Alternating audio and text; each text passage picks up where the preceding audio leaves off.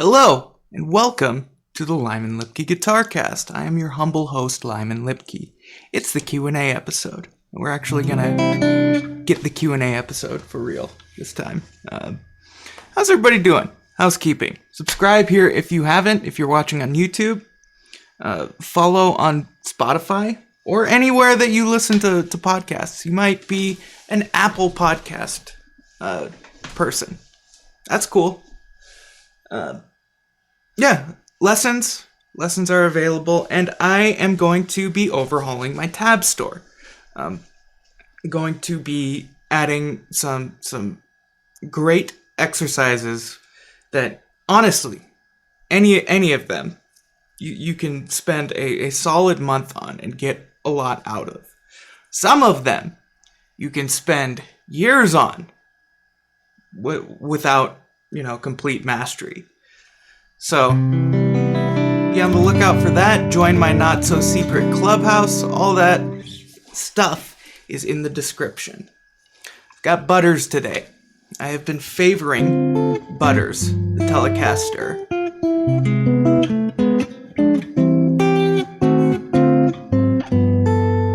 Might swap these pickups out again, because I just wound a new set of Telecaster pickups.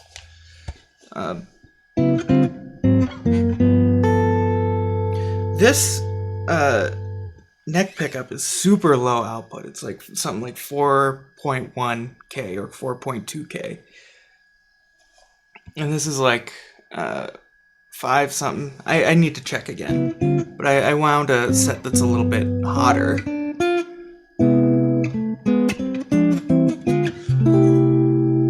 So,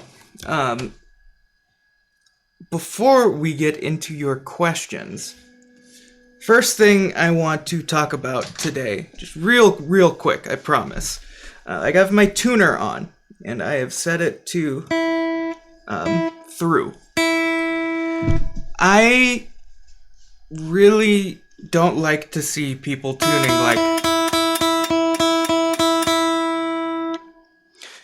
because the string settles when you pluck. So your attack is a little bit sharper than where it settles to. And I like to see where the string is gonna settle because I like to play long notes. Also, mute the other strings while you are tuning. I usually mute the lower strings with my palm and the higher strings with my left hand. It just stops any extra data getting into the tuner and throwing it off, so you can get a more accurate reading. Also, if you're tuning via harmonics, it's not going to work on the neck pickup. Because if you measure that 5th fret harmonic, I put my finger down at the 5th fret, the 12th fret harmonic, which is the halfway point, it's the same pitch. Meaning, halfway point from this is essentially quarter segments of string. So here's 1/4 of the length of the scale length, 1/4, 1/4.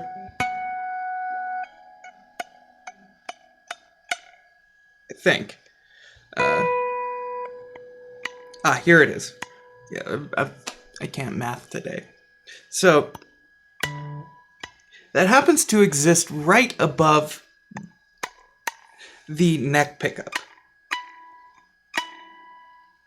So now this has become like a third of the length of string and then another third of the length of string. So it's divided in 3. Harmonics are simple ratios. But because this 5th fret harmonic exists right here, it's got nodes. The string is vibrating the widest towards the middle of the note, and then it vibrates the least amount right at the node. And then it will repeat that, vibrating in this segment of string, vibrating the most right here and vibrating the least right here. Does it again. This is where it vibrates the least.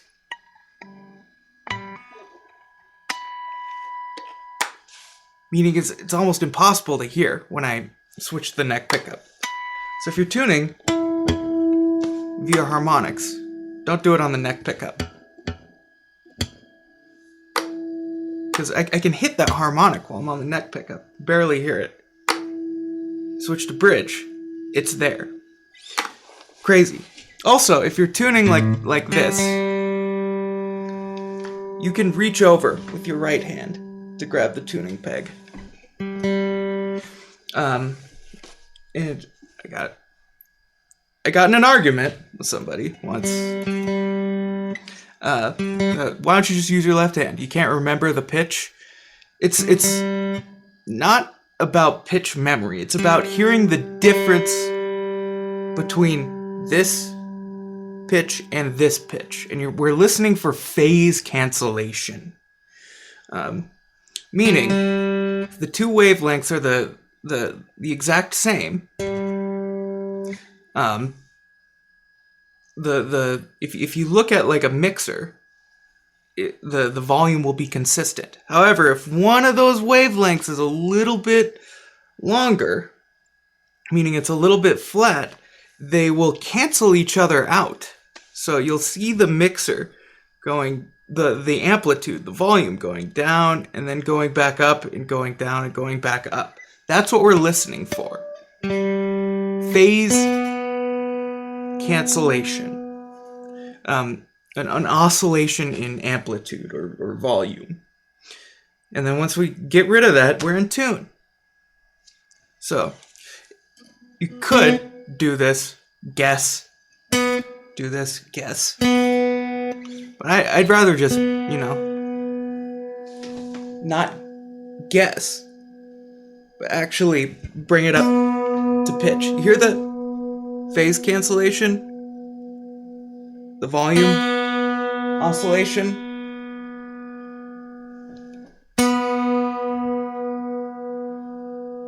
And now it went away.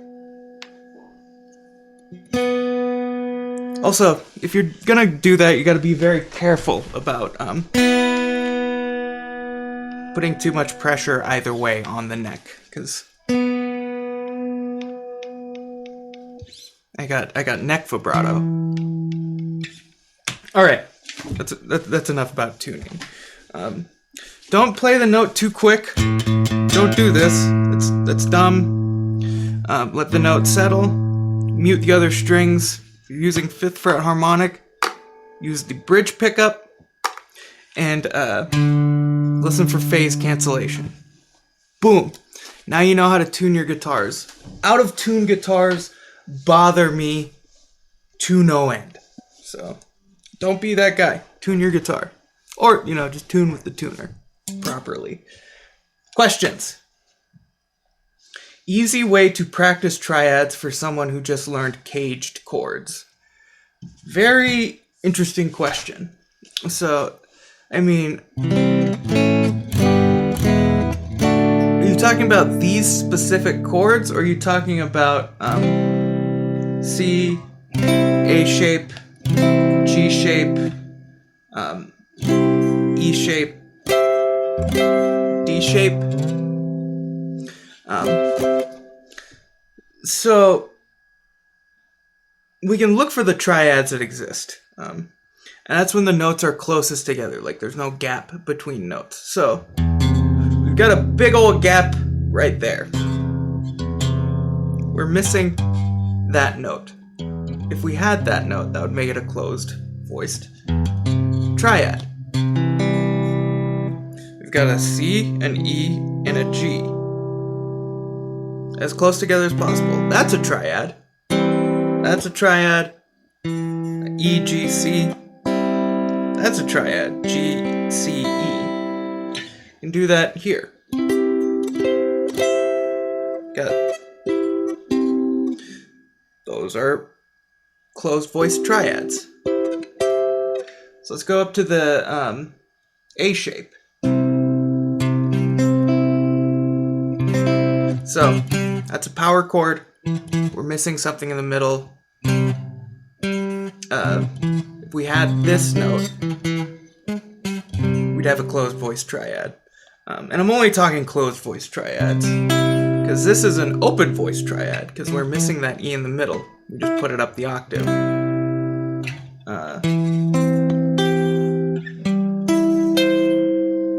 But there's a lot of possibilities with those, and I find it's a little bit better to have your closed voice triads before you think about the open voice triads. So, power chord, missing something in the middle, so that can't be a closed voice triad. So we got G, C, E. Well, that's closed. That's close together. So there's a triad shape.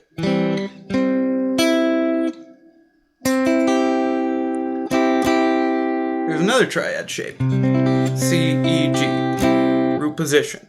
So what we've got so far.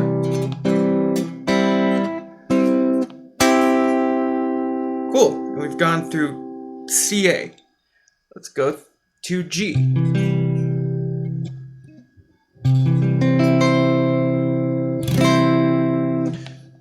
This looks very familiar to this, because it's the exact same shape.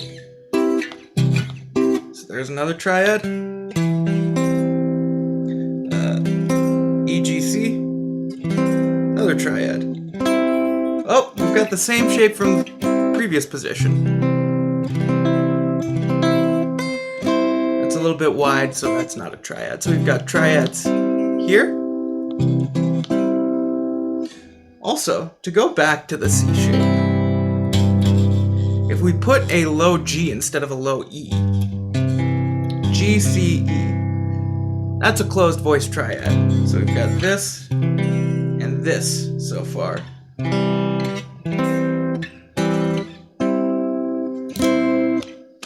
Let's go to this E shape. We got CAG, now we got cage, power chord. Missing something in the middle, not an open voice triad.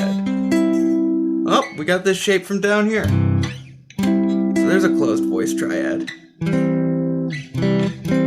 And now I've got all the shapes. Root position, first inversion, second inversion, root position. And those shapes will also work on the E, A, and D strings.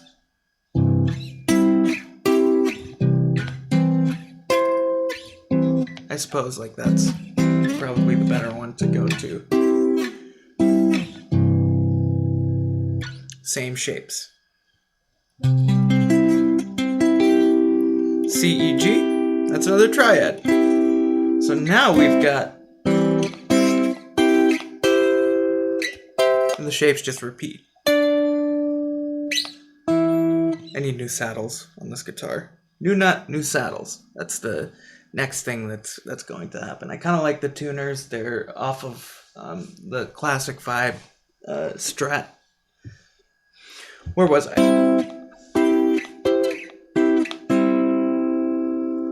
Those are my triads on, I call it the GBD, or DGB, which is my favorite string set because I find it's where the guitar sings the best.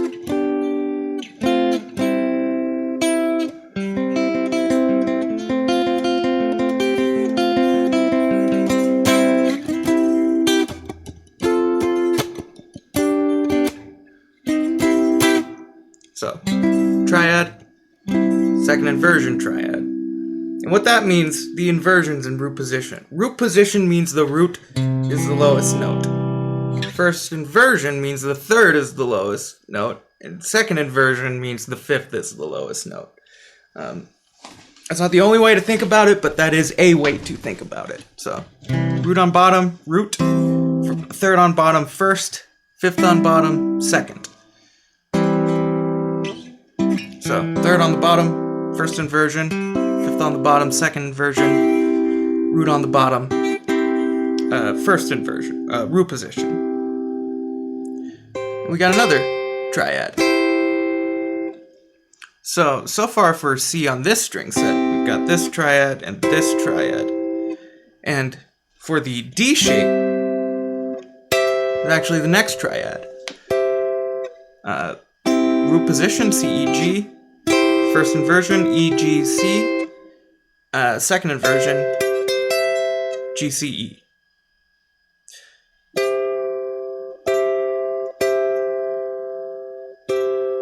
If you're, handy and sensitive with your bends, you can tune your chords by bending.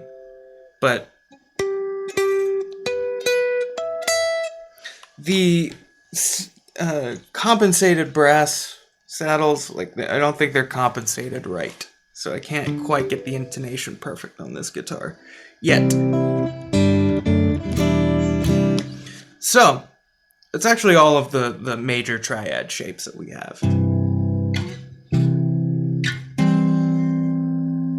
And we have those shapes again on this string set. And then we have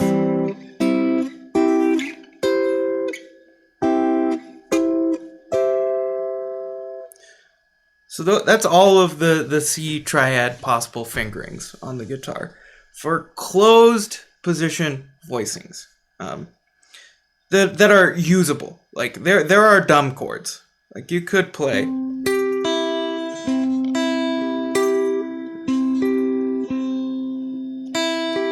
that's a closed position.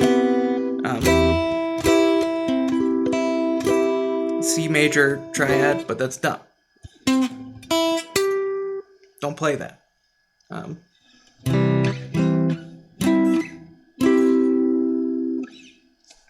So rather than doing that, and that is a fine exercise to do, you can also play them, the inversions, across string sets.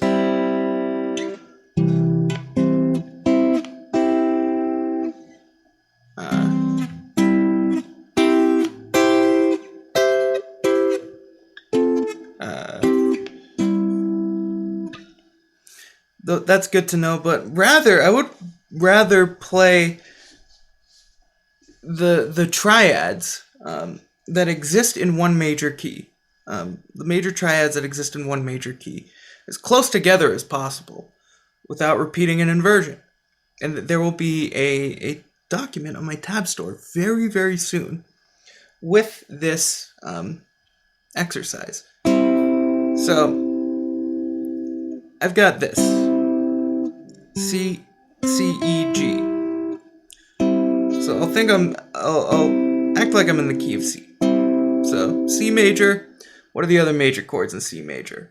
1, 4, 5 major, 2, 3, 6 minor. Those are the scale degrees as they correspond to what quality of triad. So the first, fourth, and fifth degree are major triads. The second, third, and sixth degree are minor triads. So C is 1, major. D, E, F. I said F and I have 4 fingers up. That means F is major. G, also G is major. So I want to play C, F, and G as close together as possible without repeating an inversion. So C, F, G, C. C, F, G, C. C, F, G, C. I can do that for all the string sets as well, so I can do that right here.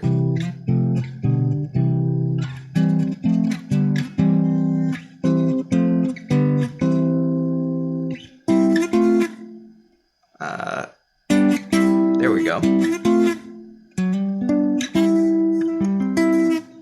And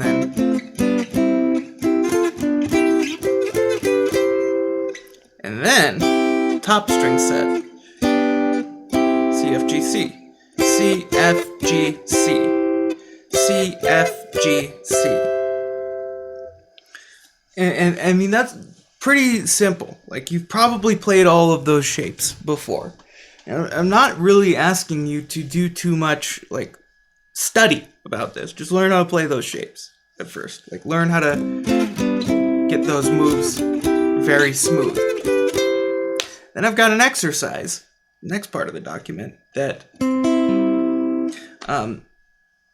will help us remember what degree is in what shape.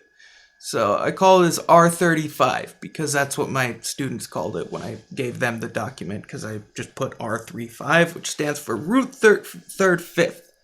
But we're going to call it R35 because that's funny to me.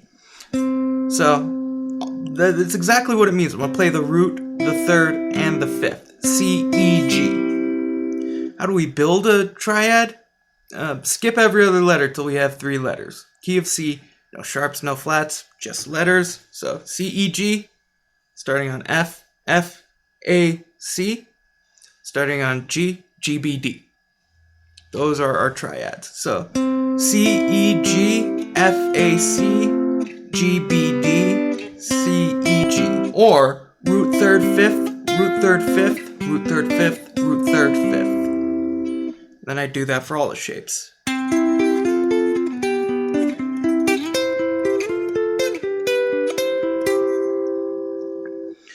And so that's part 2. Part 3, any major triad, we can raise the fifth a whole step, and that will give us the relative minor. So essentially go down 2 extra letters. C, B, A, F, E, D, G, F, E. So C major turns into A minor, F major turns into D minor, G major turns into E minor, back to C.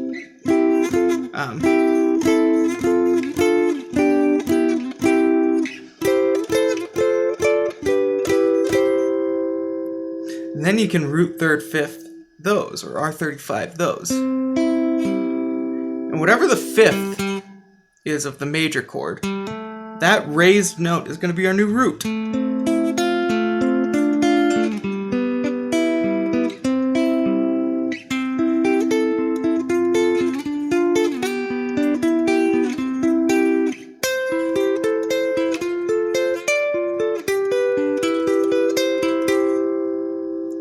So that's all of the major minor triads in the key of C, closed position, as they exist on this set of strings, doing root third fifth.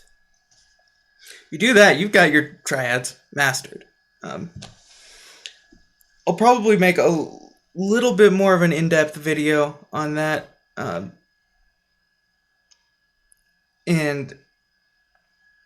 but it's not going to be as in-depth as the document that's coming up on my tab store.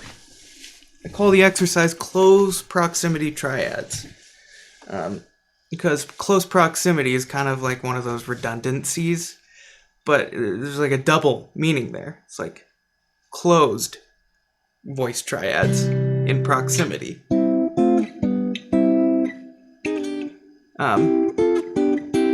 One of my students has said, "Oh, that's why you named it like that. That was real clever." And I said, "Yeah. Nah, I'm just an idiot." So practice your triads like that. Get them close by. Next question. What are some tips on figuring out voicing / improvising solos on bass? Oh, that's a good question. For the second time ever, we're going to get up on the podcast. Might be the first time ever. Actually, it will be the first time ever, because the episode where I got up last isn't going to be posted yet. Let's grab a bass.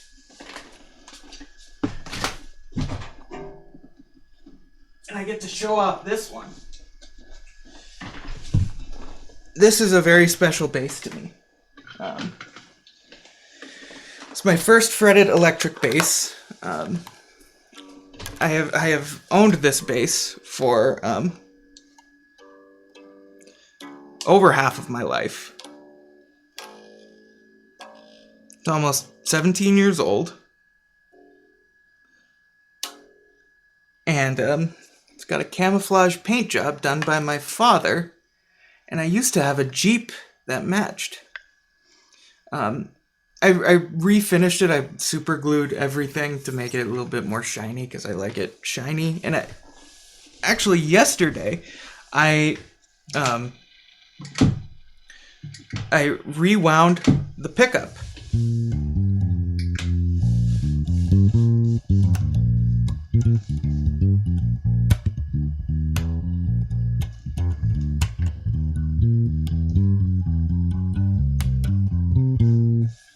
So this is my my very own pickup that I've wound.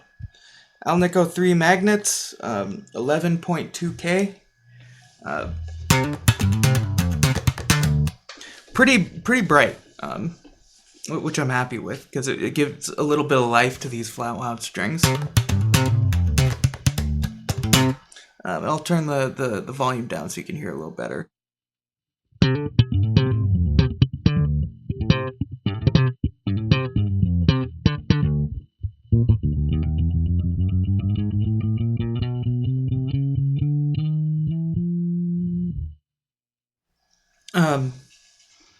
Yeah, I'm digging it. And one thing I noticed, like, now that I've been learning more about lute theory, the nut on this bass was like cut perfectly, like absolutely impeccably, which is probably why I like this bass so much. I did shim the neck, so the neck angle is a little bit better, and the action is very low. It's less than 2 millimeters. I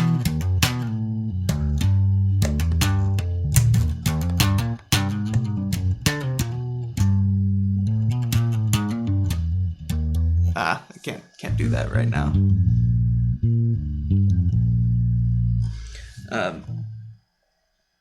Yeah, I'm slowly but surely upgrading this bass to be an absolute monster, which it already kind of is. Like I've thrown this thing many times and it's still it survived. So, as far as the question at hand, figuring out voicing / improvising solos on bass. When you say voicing, I'm going to assume you mean chord voicings, which, in which case I am compelled to ask why. If the why is good enough, then that's something we can talk about. Like this voicing, that's a dominant 7th chord. Not good. Sounds like garbage. So, like, our upper notes have to be a little bit higher. And we need some separation between the first and second notes, like a fifth.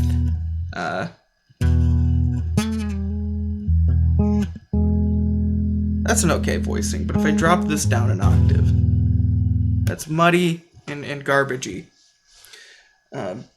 So put some separation.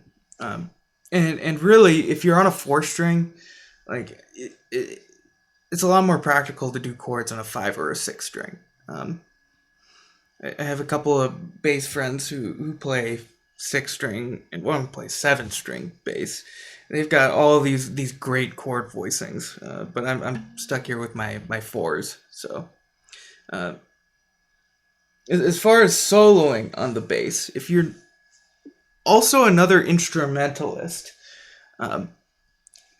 like if you're a guitar player, it's like I know how to solo on guitar, but how do I do the bass? The bass is just the tool. Like you've got your musical ideas, and you try to put them in a place that makes sense on the bass.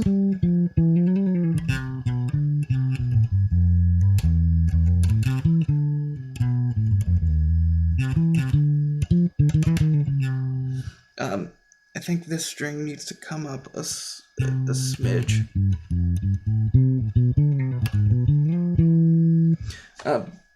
If you are a primary bass player, you don't play other instruments, and I'm going to give the same general soloing advice. Learn your scale positions.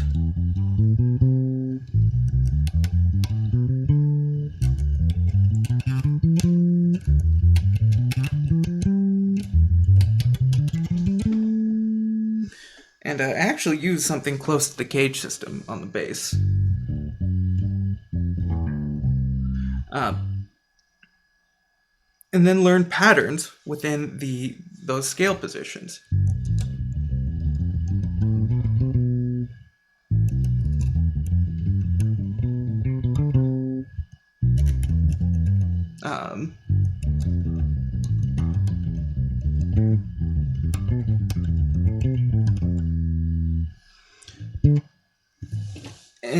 And continue to build from there. Learn how to listen to something, find it on your instrument, repeat it.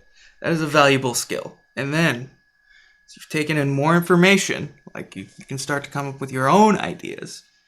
If you've practiced listening to something and repeating it on your instrument, you can listen to what you have to say and find it on your instrument.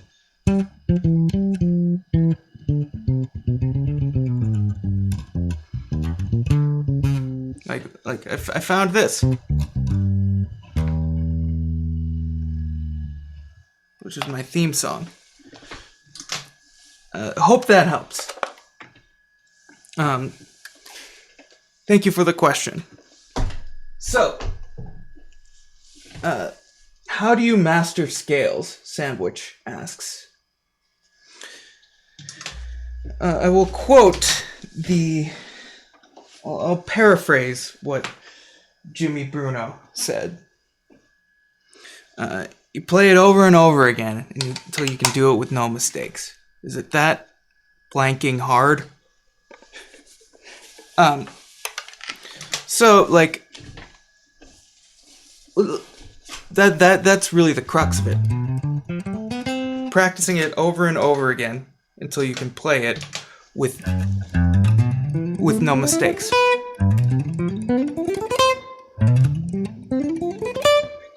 So let's just set some landmarks. Like, what are the landmarks we can shoot for? We can play in all of the positions. And we can play in all the keys.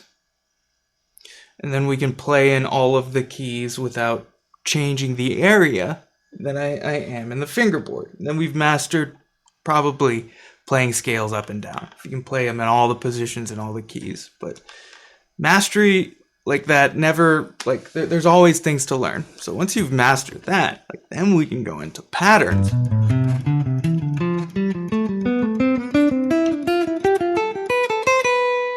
Scales and thirds.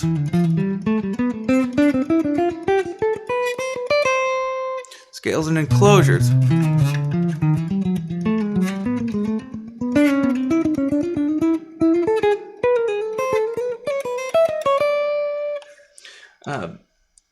So getting the scale up and down and all the keys and all the positions, that's just like the framework. Like, that's so you can have an idea where everything is. And then we use that to play through patterns and play through tricky passages and use it to help us read. Having a general fingering that we can fall back on. So, master scales by playing them over and over again until you can do it with no mistakes. Probably looking for something a little bit different. But I mean, that's the deal. Practice.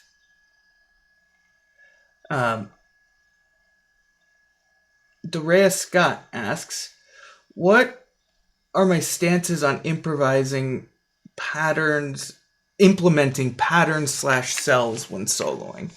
I think that's one way of, like, I think that's a very important step in your development. And that's kind of the step that I am very, very deep in right now. Like, the big thing in jazz music is play what you hear. Which, man, if you can do that off the get, like, right on. You're specialer than me. So when I think implementing patterns and melodic cells into your improvisation is a solid stepping stone on the way there, especially if you're working on cells with high nutritional value. What do I mean by that? So something like those enclosures are a great melodic cell. Like I use those all the time.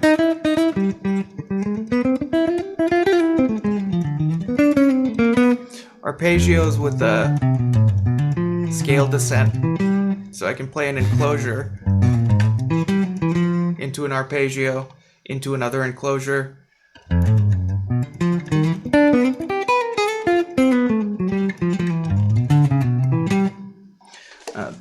That was just cells. High nutritional value cells.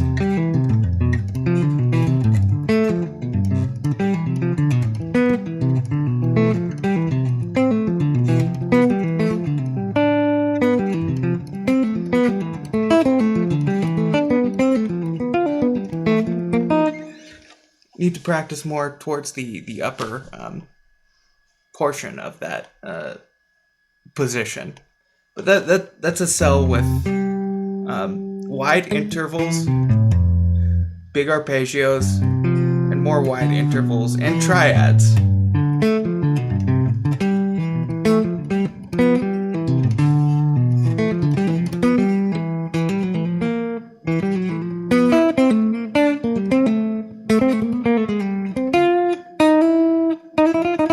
And then I've got this one for even wider intervals, so sixths.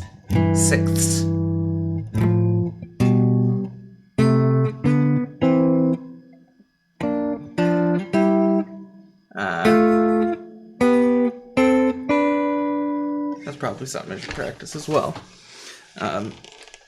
So, like, being able to link those together, like you're going to be able to play something that's pretty convincing. And if you've practiced enough cells with enough information, then you can start hearing something, and you have an idea of what that thing is because you played the cell. So you're just playing. I don't know what I was doing there.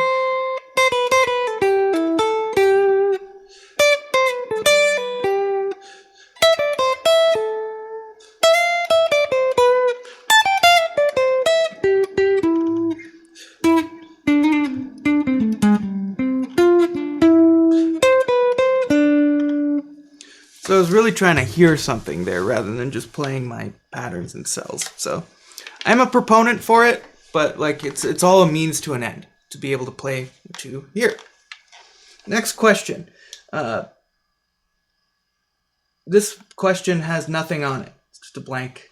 It's blank. So next question. How can secondary dominance and tritone substitutions be applied in the context of the blues progression? Well, since the blues progression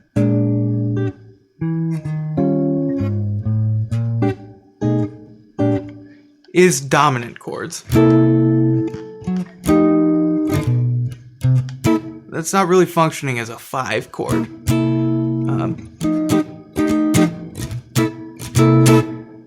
So I'm C blues.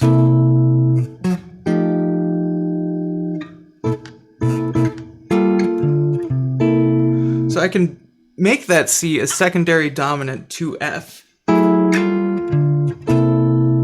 preceding it with G minor 7. So bar of C, bar of F7, bar of C7, half bar G minor, half bar C7. Since that's functioning as a 5 chord to F, I can incorporate tritone substitution, which just move the root of tritone. So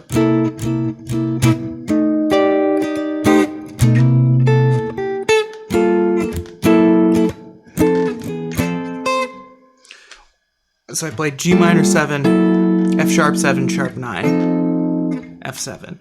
Or I could get real out there and precede that F sharp 7 with its corresponding 2 chord, which would be C sharp minor 7. So let's hear how that sounds.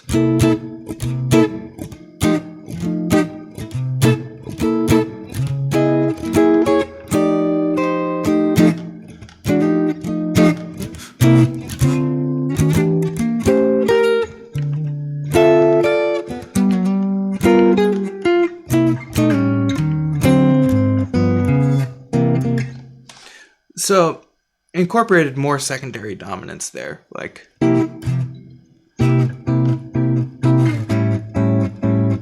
lot of times you'll see on bar 7 and 8, C7 moving to A7, which is a secondary dominant chord because that's resolving to D minor 7. So we can make another tritone substitution idea and precede it with a 2 chord.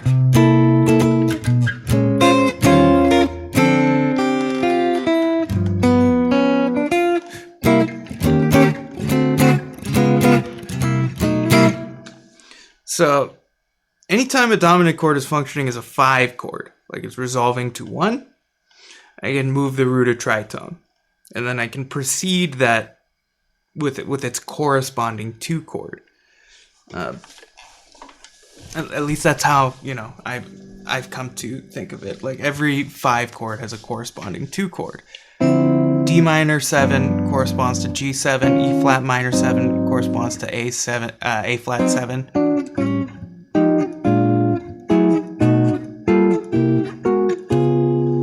So you could do that, with comping.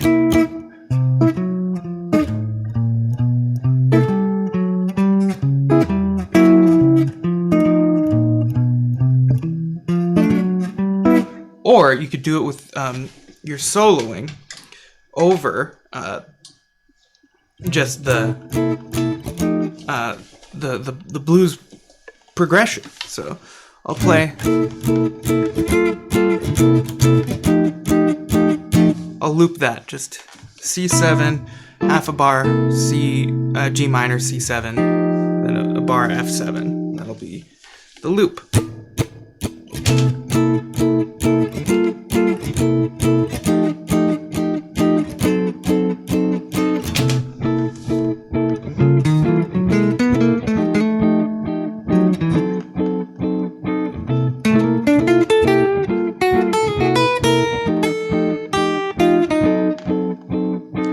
Alright, let's do something.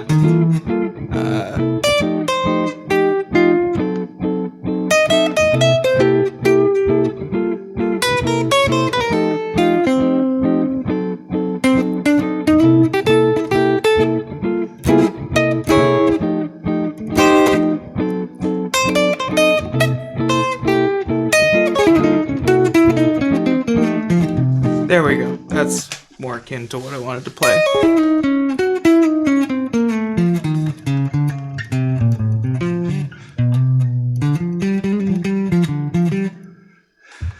Etc., etc. So there are some ideas for tritone substitution, secondary dominance in the blues. Thank you, Ryan. Ryan is a student of mine. The Brave Lion asks, explain my favorite chord. I like this one because it's got the funny number. This is B flat 6-9.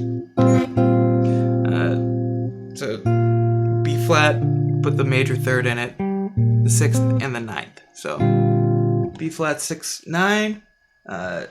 This is a chord that'll get you in some trouble. I jest. Here's my actual favorite chord.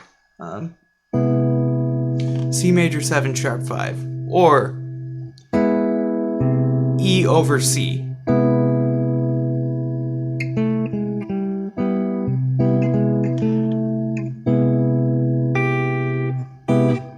I guess this would be C major 7 flat 13 because I have the natural 5 in there.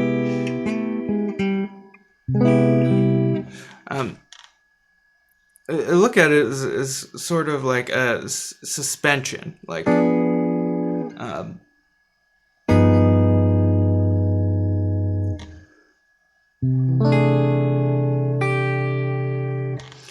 of G7 flat 9.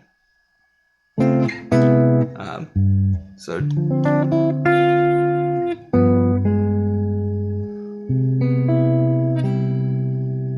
it's a holdover from G7 flat 9. I can move in either direction.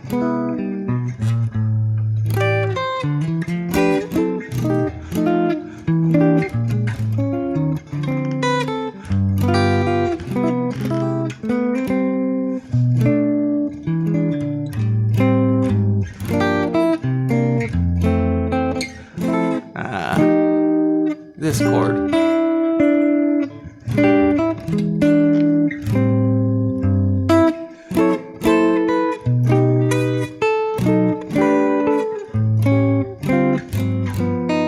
Moon River, beautiful tune.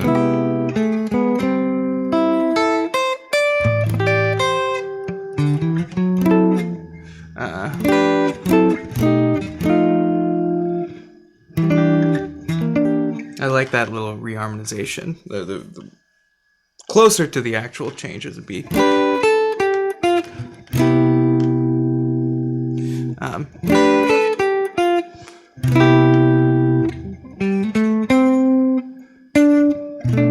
So instead of that, like I just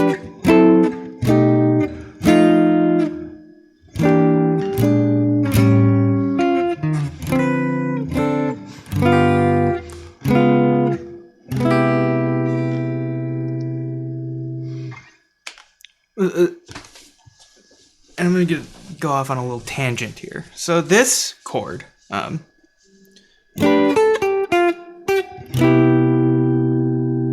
only thing I was thinking here is I want to play, or this is how I started. I wanted to play D minor the second time. F major, D minor. So I can get to D minor via D minor, E minor 7 flat 5, A7, minor 2 5. But how do I get to that? That's cool. Can I put an extra chord in there? Ooh.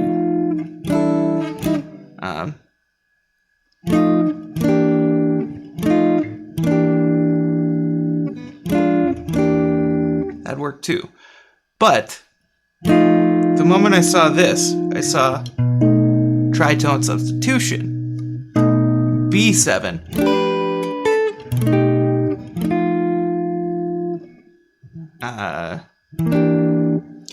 And this B7 has a corresponding 2 chord. F sharp minor 7 flat 5, or F sharp minor 7. But this note,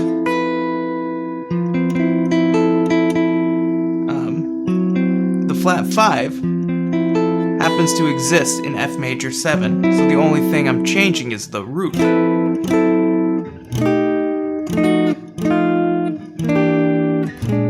So that puts a new chord like on every melody note. Super interesting, I think.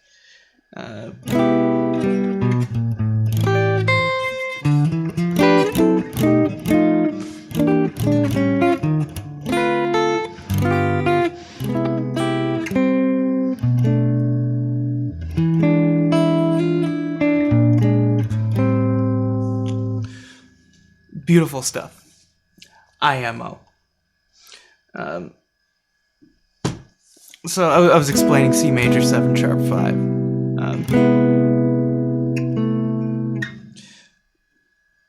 This is C major 7 with a sharp 5.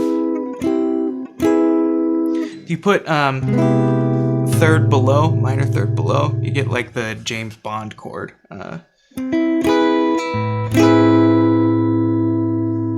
Which is also cool. So that's my favorite chord. One more. Well, let's see if anybody else added questions. Nope. We have one more question, and this is a good one that I'm very happy to answer. Hi, can you give tips for counting triplets? Please, thank you. Thank you for your politeness, and thank you for asking such a good question. What's the difference between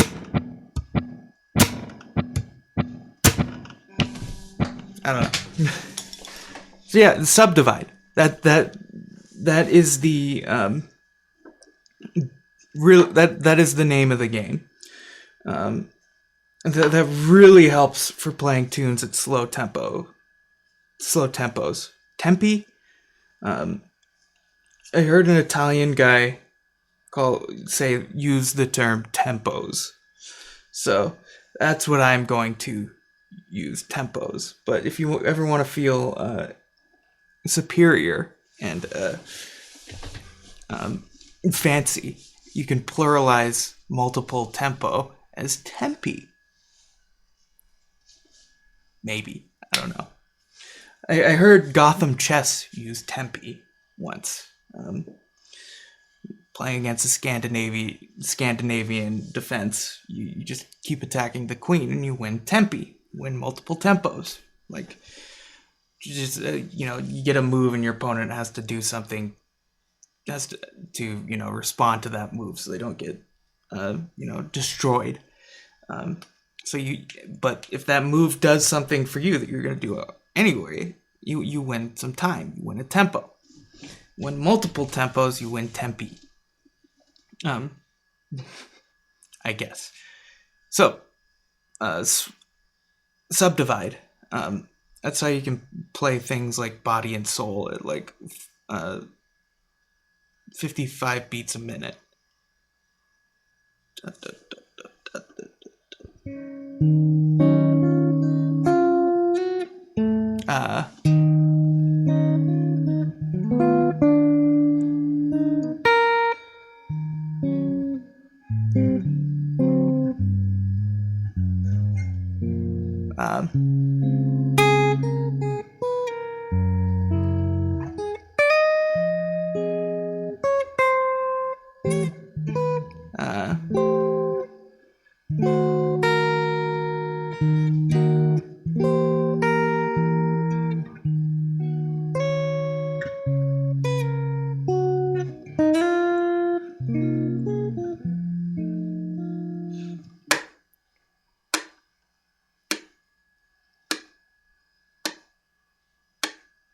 That tempo, but I wasn't thinking that. I was thinking 1E and 2E and 3E and 4E and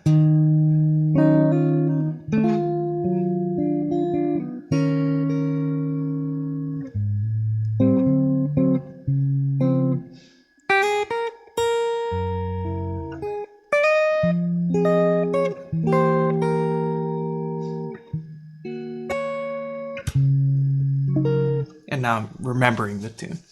Anyway, that's how you count triplets, subdivide. Very important skill. Thank you for asking that question. Remember, if you're not subscribed to the YouTube channel, please do that. I would greatly appreciate it. If you made it to the end of the video, that's awesome. I appreciate you immensely. Lessons, as always, I've got lessons. Promo code INTRO for $25 off of your first half-hour lesson. You can use that in the link below. Follow on Spotify. Join my Not-So-Secret Club. New tabs coming out soon on the tab store. And join my broadcast channel. That's where I put out the feelers to answer these questions every week. I appreciate you guys. Well, that's like the third time I've said it, but like it can't be overstated. I feel you guys are why I get to do what I do. So, in honor of Gotham Chess, thanks for watching. New podcast episodes Monday and Thursday. Get out of here.